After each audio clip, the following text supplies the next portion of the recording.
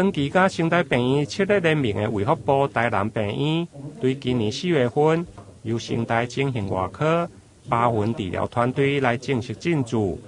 无论伫个急性的空喙照护甲重建，或者是8分预防甲治疗上，拢有真大的帮助。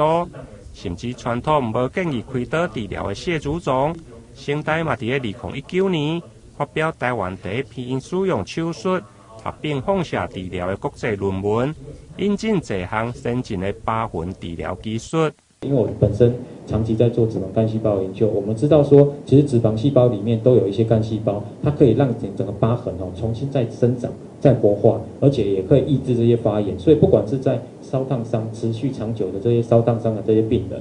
我有很多就是一些烧烫伤的病人，他的那个疤痕持续疼痛，打了这些脂肪干细胞的这些，应该不能够叫脂肪干细胞，不好意思，叫做脂肪细胞。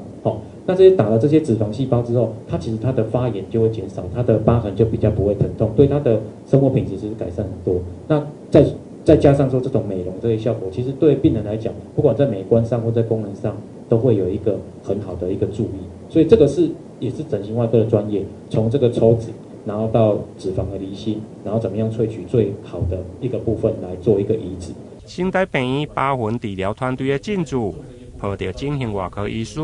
对着空喙甲疤痕的处理专业，亲像这名29岁的女子，因为谢祖宗虽然开刀治疗的时间才是2点钟，不过敢若是天的时间，因为要填4-5站，可能就需要3-4点钟。医师强调，通常疤痕拢是伫个皮肤层，不过透过内面的肌肉一站一站来填，就用个减少疤痕的产生。台南新闻引根采访报道。